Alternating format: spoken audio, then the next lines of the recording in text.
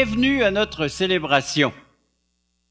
Dès la naissance, l'homme apprend à fonctionner avec un système de mérite. La méritocratie. Un système servant à établir la justice. Celui qui est digne d'estime, d'éloge. Celui qui reçoit des récompenses aux efforts fournis. Et ça commence très jeune. Nos bébés, lorsqu'ils font quelque chose de bon, de bien, on les récompense. Hein? Ah, c'est bien, mon petit bébé, t'as fait cela à la bonne place. Hein? Puis là, on le félicite, puis on le récompense, puis on l'encourage. Et après ça, bien, on devient un enfant et un enfant bien. L'enfant aussi, hein? Dans les écoles, dans les sports. Alors, il reçoit des médailles, des trophées, des méritas. Moi, je me souviens que quand j'étais au primaire, j'avais assez hâte d'avoir un bon devoir, là. Je méritais des étoiles dans mon cahier et que j'étais fier. Je passais la soirée à feuilleter mon cahier de devoirs et à compter le nombre d'étoiles que j'avais reçues. Des bleues, des vertes, des blanches, de toutes les couleurs. Et surtout quand j'avais un ange. Oui, il nous collait des anges lorsqu'on faisait un bon devoir. L'exercice était réussi. Alors, c'était une face d'enfant avec deux ailes comme ça à côté. Je sais pas, vous avez peut-être déjà vu cette image-là. Et on nous collait ça dans nos cahiers lorsque on le méritait. On le méritait. Et c'est la même chose. Après ça, on grandit donc dans tous les milieux scolaires, universitaires et ainsi de suite. Et lorsqu'on arrive sur le marché du travail, au bout de 2 semaines de travail, notre dû qui est placé à la banque, qui arrive, soit sous forme de chèque. Moi, je me souviens de mon premier chèque quand j'avais travaillé pendant une semaine. Aux semaines, on était payé dans le temps. On recule hein, dans le temps là, avec moi. Alors, et j'aurais voulu tellement en faire une copie puis le mettre dans un cadre sur le mur, dire hey, voilà ma première paye que je mérite, que j'ai gagné à la sueur de mon front. Mais je ne l'ai pas fait, j'en avais besoin, je suis allé le dépenser assez rapidement. Mais revenons ou parlons surtout de la religion, de la pratique religieuse, puisque c'est notre thème aujourd'hui j'aimerais aborder. Si on pose la question à la plupart des gens, pourquoi pensez-vous que Dieu vous laissera entrer dans son ciel? Eh bien, la grande majorité des gens répondront parce que je suis une bonne personne, parce que je rends service aux gens, parce que j'observe un code moral strict. Aujourd'hui, nous allons voir que la Bible, la parole de Dieu, réfute ce genre d'erreur en nous rappelant que nous sommes sauvés par l'unique grâce. Cette grâce est la faveur de Dieu envers des hommes qui ne le méritent pas et qui ne pourront jamais, jamais la mériter, car elle ne peut pas être achetée ni troquée contre les bonnes œuvres. Et vous? Pensez-vous pouvoir mériter votre place au ciel, votre assurance d'aller en présence de Dieu, votre salut éternel? Vous le méritez ou si vous pensez seulement le recevoir par la foi? Le texte biblique du message d'aujourd'hui est l'un des plus importants de toute la parole de Dieu. La plupart des chrétiens le connaissent bien, mais il est absolument essentiel de bien le comprendre. L'expérience chrétienne de notre conversion se trouve dans ce résumé. Nous trouvons ce texte dans l'Épître de Paul aux Éphésiens, chapitre 2, les versets 1 à 10. Et nous verrons dans ce passage comment l'apôtre Paul règle une fois pour toutes la question du salut éternel. Mais nous devons y prêter toute notre attention. Plusieurs chrétiens semblent trouver très difficile d'accepter le fait que le salut éternel est le résultat de la grâce de Dieu. Nous sommes sauvés seulement par cette action de Dieu et non par nos propres actions. C'est pourquoi le message d'aujourd'hui s'intitule « L'unique grâce ». Nous allons lire Éphésiens chapitre 2, versets 1 à 10, mais juste avant, présentons-nous devant Dieu. Père céleste, nous voulons te dire merci. Quel privilège de pouvoir entendre cette proclamation de l'Évangile, de s'exposer à ce message unique, le message de l'unique grâce que tu offres à chacun d'entre nous. Seigneur, fais-nous saisir, fais-nous comprendre, fais-nous vivre cette vérité que nous sommes sauvés par le moyen de la foi. Et cela ne vient pas de nous, c'est un don gratuit venant de ta part, de ta bonté, de ta miséricorde, de ta compassion envers chacun d'entre nous. Que nos bras, que nos cœurs soient ouverts à accueillir, à recevoir ce que tu es prêt à y déposer par amour pour chacun d'entre nous. On te le demande au nom de Jésus-Christ et nous disons Amen. Et voici ce texte, Éphésiens 2, verset 1. Vous étiez morts par vos offenses et par vos péchés dans lesquels vous marchiez autrefois, selon le train de ce monde, selon le prince de la puissance de l'air, de l'esprit qui agit maintenant dans les fils de la rébellion. Nous tous aussi, nous étions de leur nombre, et nous vivions autrefois selon les convoitises de notre chair, accomplissant les volontés de la chair et de nos pensées, et nous étions par nature des enfants de colère comme les autres. Mais Dieu, qui est riche en miséricorde, à cause du grand amour dont il nous a aimés, du grand amour dont il nous a aimés, nous qui étions morts par nos offenses, nous a rendus vivants avec Christ. C'est par grâce que vous êtes sauvés. Il nous a ressuscités ensemble, il nous a fait asseoir ensemble dans les lieux célestes en Jésus-Christ, afin de montrer dans les siècles à venir l'infinie richesse de sa grâce par sa bonté envers nous en Jésus-Christ. Et le verset 8. Car c'est par la grâce que vous êtes sauvés, par le moyen de la foi, et cela ne vient pas de vous, c'est le don de Dieu. Ce n'est point par les œuvres, afin que personne ne se glorifie, car nous sommes son ouvrage ayant été créé en Jésus-Christ, pour de bonnes œuvres que Dieu a préparées d'avance, afin que nous les pratiquions. Paul écrivait tout cela dans un but bien précis. Il tenait à clarifier l'expérience de la conversion. Que se passe-t-il lorsqu'un homme décide de faire personnellement confiance à son Seigneur Jésus-Christ comme son Sauveur? Il veut bien nous faire comprendre que cette expérience est uniquement le résultat de la grâce de Dieu, de l'unique grâce de Dieu. Vous m'entendrez probablement répéter la même chose, car même chez les chrétiens, et je dirais même la plupart des chrétiens, beaucoup disent croire dans le salut par la foi, mais ils ne le mettent pas en pratique dans leur vie. Ils continuent de penser qu'ils doivent faire quelque chose ou ajouter quelque chose pour mériter ou profiter pleinement de leur expérience de salut. Je tiens encore à affirmer le point suivant. La condition humaine requiert seulement la grâce de Dieu pour être sauvée. Et le premier point d'aujourd'hui dans ce message, c'est que nous sommes tous morts. Éphésiens 2, 1 à 3. Le cœur de l'homme y est décrit sans détour. Vous serez peut-être tenté de dire « Oh, pas moi, je n'ai jamais vécu de cette façon. » N'ai jamais été comme cela, mais le verset 3 commence par « nous tous aussi ». Cela inclut tout le monde, même l'apôtre Paul.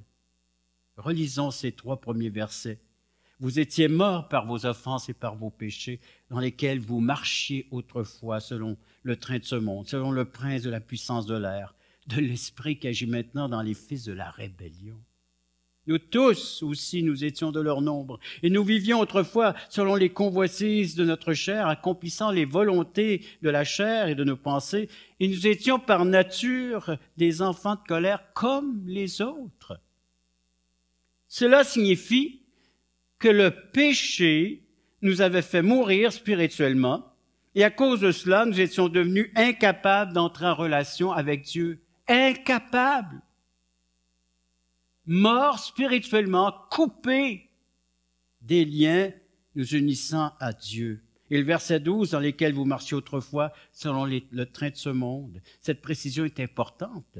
Elle indique que le péché n'est pas seulement une série d'actions ponctuelles dans le temps, mais un mode de vie et une attitude constante de rébellion envers Dieu.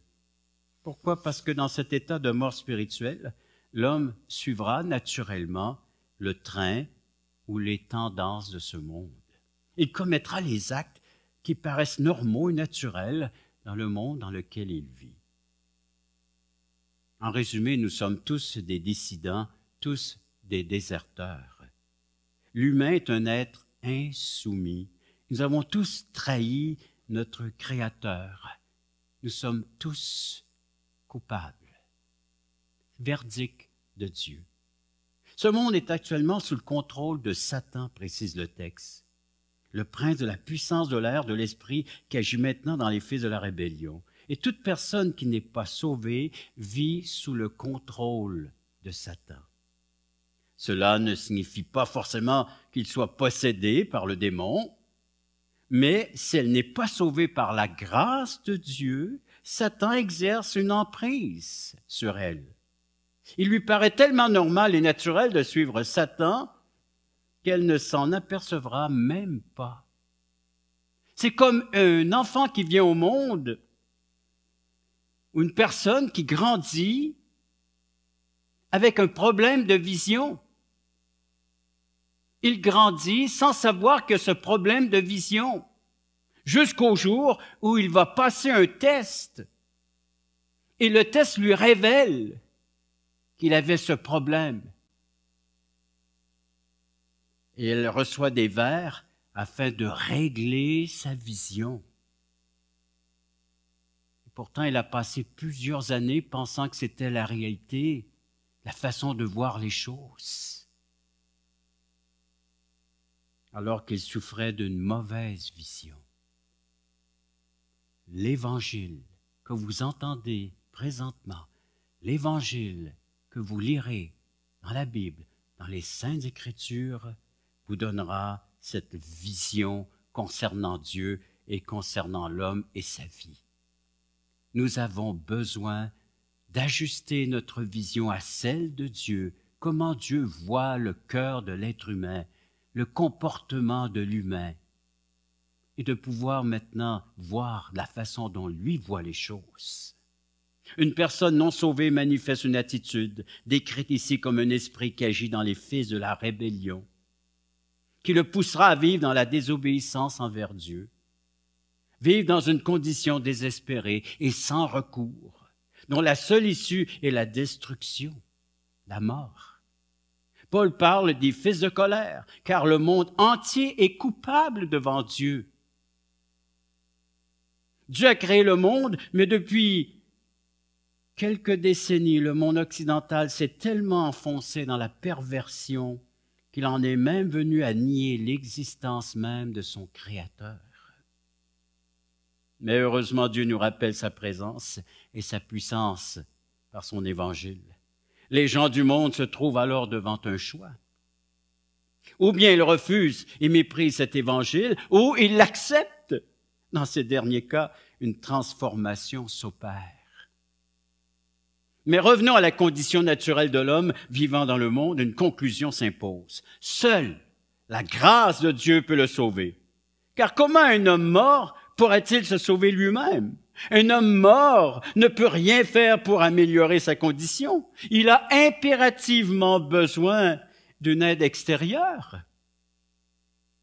J'ai déjà répété cette vérité plusieurs fois, mais je dois encore le faire, chers amis, en prenant en considération l'immense majorité des gens qui vivent dans le monde, en pensant à tort qu'ils peuvent arriver à mériter l'approbation de Dieu par leurs propres moyens.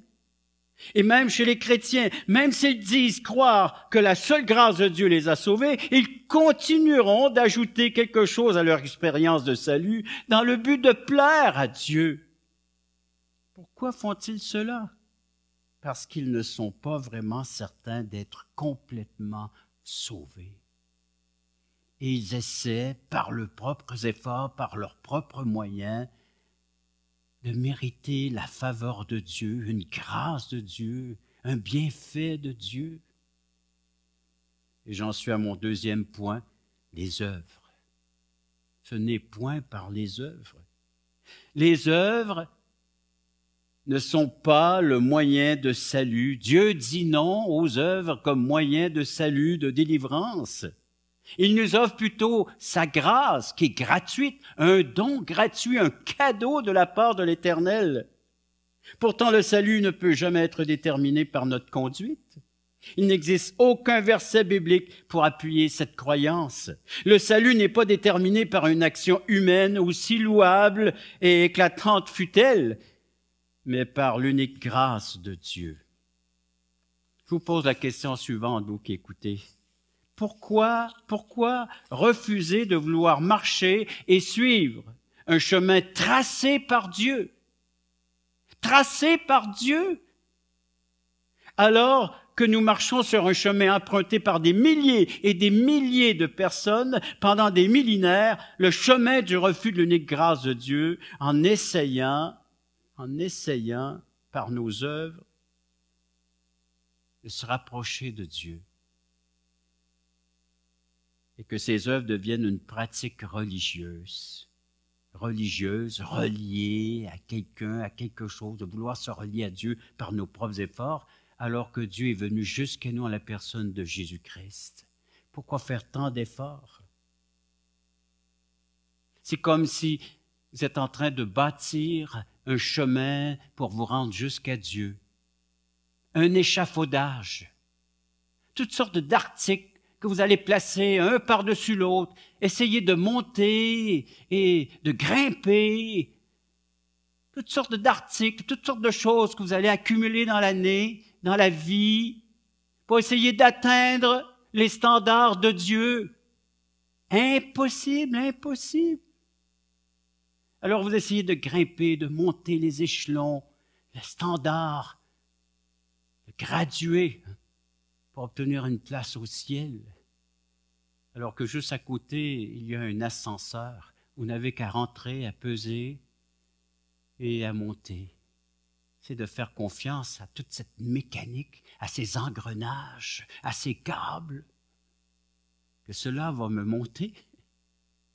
Alors, soit c'est par vos propres efforts qui serviront à rien, qui seront inutiles, vous allez vous épuiser toute votre vie en espérant avoir une place au ciel, alors que Dieu vous offre la personne de Jésus-Christ, qui est cet ascenseur qui vous montrera jusqu'à la présence de Dieu, qu'à le recevoir par la foi.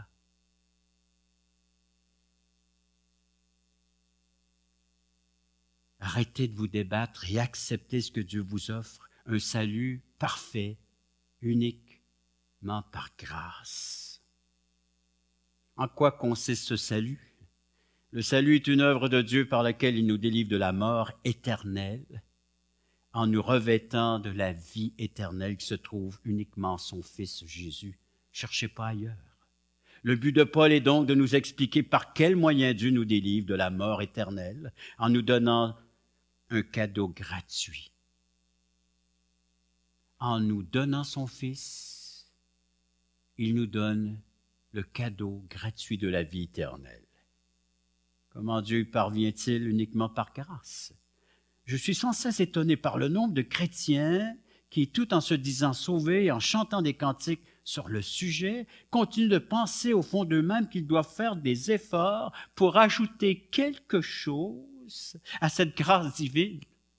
Que pouvons-nous ajouter à une œuvre parfaite, une œuvre accomplie, une œuvre achevée, un salut complet, un salut achevé offert à quiconque croit, comme s'il n'était pas sûr de rester sauvé. Ils doivent faire quelque chose qui va à l'encontre de la volonté de Dieu. Paul a écrit ce passage dans le seul but de clarifier une fois pour toutes que le salut s'obtient par la grâce et seulement par la grâce. On peut également remarquer qu'après avoir décrit la condition humaine, l'auteur commence au verset 4 par un « mais ». arrêtons-nous au verset 4 et 5 d'Éphésiens 2. Les revoici. Mais Dieu qui est riche en sa miséricorde, à cause du grand amour dont il nous a aimés, nous qui étions morts par nos offenses, nous a rendus vivants avec Christ. C'est par grâce que vous êtes sauvés. Nous étions spirituellement morts par notre attitude de désobéissance et nos offenses, mais Dieu a fait quelque chose à l'intérieur de nous pour nous rendre la vie. Le chrétien était mort, le croyant, mais maintenant il vit. Il ne pouvait rien faire, il ne pourra jamais rien faire pour mériter cette grâce. Car voyez-vous, ce n'est pas le fait de dire que je suis chrétien, c'est le fait d'accepter la grâce. Car même un chrétien, une personne qui se dit chrétienne, peut être décrit par ce texte qu'il est mort spirituellement. S'il n'a jamais reçu la grâce de Dieu afin d'être sauvé. L'unique grâce, l'unique moyen pour être sauvé, devenir un enfant de Dieu. Ce n'est pas parce que tu te dis fils d'Abraham que tu l'es. Tu dois recevoir, inviter Christ dans ton cœur, dans ta vie. Non pas mériter cette grâce, mais l'accueillir comme un don, comme un cadeau. C'est comme tu es en voiture, et là la voiture s'arrête. Tu es en panne sèche. Tu regardes, il n'y a plus d'essence. Alors tu as beau essayer d'ouvrir le coffre arrière de ton auto, de trouver un bidon pour le lave-vitre, le lave-glace, tu as beau essayer d'en mettre, tu as trouvé de la cire, tu as de quoi pour nettoyer ton auto, tu as beau essayer de faire le tour, puis la nettoyer, la laver, puis la cirer, de faire plusieurs actions pour autour de ta voiture. Mais rien ne pourra la remettre en route, sinon un bidon d'essence. Et pour ce bidon d'essence, il faut aller à l'extérieur. Il faut aller là où se trouve l'essence. Alors, peu importe ce que tu avais dans ton coffre, de la cire, du lave-glace, des outils, un coffre d'outils, mais si tu n'as pas de bidon d'essence, tu ne pourras jamais redémarrer. Et c'est ce que Dieu t'offre. La grâce, c'est ce bidon rempli de bonté, de miséricorde, qui te permet de marcher avec Dieu, de marcher avec Jésus-Christ. Peu importe la bonté et les œuvres d'une personne, il ne pourra jamais rien faire pour être sauvé, car la grâce de Dieu peut seulement être accueillie, reçue comme un cadeau. Elle ne peut pas être achetée, gagnée, méritée. On reçoit ce cadeau par la foi. Nous avons beaucoup parlé de recevoir le cadeau, la grâce par la foi. Regardons maintenant la transaction du point de vue du donateur. Éphésiens 2, 4. Mais Dieu qui est riche en miséricorde à cause du grand amour dont il nous a aimés. Voilà la solution. L'unique solution à la panne sèche de ton cœur, de ta vie, de ton éternité. La richesse de Dieu, sa miséricorde, son amour, un bidon bien rempli, prêt à verser chez toi, dans ton cœur, dans ton être, à recevoir tout cela. L'homme n'avait rien en lui pour motiver Dieu à lui faire grâce. Dans ce verset, Dieu nous révèle la raison de son initiative. C'est son grand amour, riche en amour. Et pourquoi nous avait-il ainsi aimés? Avait-il été séduit par l'éblouissante performance des hommes? Non, au contraire. L'état désespéré de la condition humaine avait touché son cœur, riche en miséricorde. À l'échelle humaine, Jésus exprime cette compassion dans Matthieu chapitre 9, verset 36, et je vous le cite. « Voyant la foule, il fut ému de compassion pour elle, parce qu'elle était languissante, abattue, comme des brebis qui n'ont point de berger. Cette foule était en panne sèche.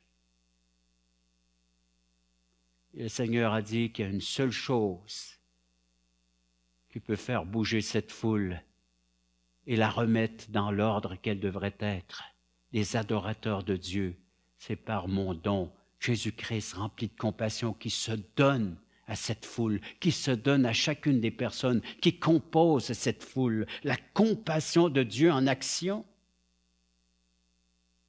Si quelque chose en l'homme a motivé l'Éternel Dieu à nous faire grâce, c'est bien le piteux état de la condition humaine que nous devons tous réaliser. La bonté et la grâce de Dieu envers l'humanité se sont exercées sans aucune considération pour notre mérite ou notre faveur passée, présente ou future. Certains chrétiens prétendent que Dieu a vu dans le futur. Il s'est dit, « Ah, celui-là sera obéissant envers moi, je vais donc le sauver. » Ça n'a rien à voir. Rien à voir. Ce n'est là qu'une autre futile effort humain pour s'attribuer une part du mérite. L'Écriture affirme que nous n'avions aucun mérite, aucune bonté. Le salut est le résultat unique de la grâce imméritée. Résumons. Premièrement, l'homme ne pouvait rien faire par lui-même. Il était mort spirituellement. Que peut faire un mort méchant, vil, pécheur, rebelle, comme le texte le décrit? Que peut-il faire pour se sauver lui-même? Rien du tout. Le cœur de l'homme naturel est pécheur. Il est né avec une nature pécheresse. Ce cœur doit être racheté par l'œuvre de Jésus-Christ sur la croix. Il doit être transformé par la grâce de Dieu. Sans cela, il demeure pécheur. C'est comme si vous étiez justement dans de la vase, de la boue, du sable mouvant. Et peu importe les efforts que vous ferez, ce n'est que pour vous enfoncer davantage, de plus en plus profond, et de constater qu'il n'y a qu'un seul résultat, la mort. Il faut que le salut vienne de l'extérieur, qu'on vous extirpe, qu'on vous retire du sable mouvant. Et l'humanité est dans ce sable mouvant, dans ce péché. Et seul Jésus-Christ venant d'en haut peut vous retirer de cet état de perdition. Et deuxièmement, les bonnes œuvres et les actions méritoires des hommes ne sont pas la motivation de Dieu pour nous sauver. Rappelons-nous Éphésiens 2, 8 et 9, car c'est par la grâce que vous êtes sauvés, par le moyen de la foi, et cela ne vient pas de vous. C'est le don de Dieu. Ce n'est point par les œuvres, afin que personne ne se glorifie. On pourrait difficilement être plus clair. Peu importe notre niveau de performance, ce ne sont pas nos œuvres qui nous sauvent, mais l'unique grâce de Dieu, par le moyen de la foi en Jésus-Christ. Dieu ne fait pas de troc entre nos bonnes actions et sa grâce. Il nous donne sa grâce, car nous n'avons rien à lui donner en retour. Considérons nos bonnes œuvres du point de vue de Dieu. Pourquoi ne peut-il pas nous regarder en disant « Voici une bonne personne, elle a fait beaucoup de bien autour d'elle, je vais donc la sauver ». Non, premièrement parce que Dieu ne voit pas seulement l'extérieur de la personne, mais également son cœur. Et comment pouvons-nous décrire un cœur qui n'a pas été sauvé par la foi en Jésus-Christ? Galates chapitre 5, versets 19 à 21. Je vous fais la lecture. Galates chapitre 5, versets 19 à 21. Or, les œuvres de la chair sont évidentes. Ce sont la débauche, l'impureté, le dérèglement, l'idolâtrie, la magie, les rivalités, les querelles, les jalousies, les animosités, les disputes, les divisions, les sectes, l'envie, l'ivrognerie, les excès de table et les choses semblables. Je vous dis d'avance, comme je l'ai déjà dit, que ceux qui commettent de telles choses n'hériteront point le royaume de Dieu.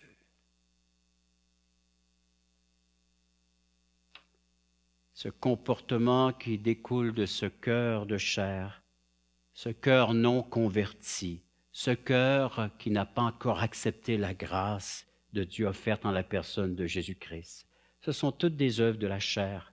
Cette liste, avec un minimum d'honnêteté, bien, nous sommes contraints d'admettre que même après avoir été sauvés, nous pouvons reconnaître plusieurs de ces éléments de cette liste qui se sont frayés un chemin dans notre vie, temporairement ou moins. À plus forte raison, comment une personne qui n'a pas été sauvée, dont le cœur correspond aux deux descriptions d'Éphésiens et de Galates, pourrait-elle accumuler assez de bonnes actions pour devenir acceptable aux yeux de Dieu? Dieu voit le cœur et il voit les motivations profondes de l'être humain. En tant qu'hommes, nous pouvons nous laisser impressionner par des bonnes actions, mais la question est de savoir quelles sont ces motivations profondes. Il arrive souvent que des gens se livrent à toutes sortes de bonnes activités pour de mauvaises raisons. Par exemple, pour être admirés. Des gens, donc, motivés par l'égoïsme. Et cela n'échappe pas aux yeux de Dieu. Par sa nature même, la chair est centrée sur elle-même. Et les œuvres de la chair se manifestent afin que la chair se sente bien, être bien dans sa peau. Voilà peut-être la motivation de plusieurs d'entre vous. Mais cela n'a rien à voir avec Dieu et cela n'a aucune valeur à ses yeux, que vous soyez bien ou pas. Vous savez, aujourd'hui, on a un terme qu'on utilise suite à ce que nous sommes en train de vivre dans notre contexte, asymptomatique. Des gens qui sont asymptomatiques. Une personne infectée, mais qui ne présente aucun symptôme clinique, mais dont la maladie est bel et bien présente. Vous avez vu la description, le diagnostic de Dieu? Que nous puissions donc réaliser que nous sommes atteints de cette maladie mortelle qu'est le péché. Paul tient tant à spécifier que la grâce de Dieu n'a rien à voir avec les bonnes actions humaines. Éphésiens 2, 9, ce n'est point par les œuvres afin que personne ne se glorifie. La chair aime se glorifier elle-même et elle déteste glorifier Dieu. Elle sera même prête à faire de bonnes actions si cela peut lui permettre de satisfaire sa véritable motivation, être glorifié à ses propres yeux et surtout aux yeux de ses semblables. Mais Dieu n'est pas dupe. Le véritable médecin de l'âme connaît les profondeurs du cœur de l'être humain. Dieu me pardonne et me sauve. Je ne peux donc pas prétendre mériter sa grâce. Je peux seulement le remercier de m'avoir sauvé. Par sa grâce, sa bonté, son amour et sa miséricorde, il l'a fait et j'ai seulement à recevoir tout ce qu'il m'a donné par la foi. Je dois faire un choix. J'ai été sauvé par la foi ou par les œuvres. Le texte nous dit aujourd'hui, c'est par la foi. Avez-vous fait le bon choix? Car cela ne peut pas être les deux. Soit vous êtes sauvés par la foi, par la grâce, ou vous êtes sauvés par les œuvres. Mais Dieu dit que c'est par la foi que vous êtes sauvés. Pas toujours facile à accepter. Savez-vous quel type de personne est le plus difficile à conduire au salut à Jésus-Christ? Une bonne personne. Parce qu'elle pense ne pas avoir besoin de la grâce de Dieu pour mériter son ciel. Ce genre de personne souffre d'aveuglement spirituel, comme nous l'avons précisé dans notre texte, car elle ne pense pas avoir besoin de Dieu. Alors qu'Hébreux, chapitre 9, verset 27, enseigne, « Et comme il est réservé aux hommes de mourir une seule fois, après quoi vient le jugement de Dieu. » Un jour, ceux et celles qui auront méprisé la grâce de Dieu offerte dans le sang de Jésus-Christ comparaîtront devant lui. Et le verdict ne viendra pas des hommes, mais de Dieu. Et je termine par cette réflexion. Pourquoi payer le prix élevé de la perdition quand le salut est gratuit? veillons les uns sur les autres, afin que personne ne se prive de la grâce de Dieu. Prions. Père céleste, nous voulons te remercier de nous avoir précisé comment aller au ciel, comment être sauvé, comment être libéré de la condamnation, du jugement concernant notre vie de pécheur. Le salaire du péché, c'est la mort, mais le don gratuit de Dieu, c'est la vie éternelle en Jésus-Christ, notre cher et bien-aimé Sauveur.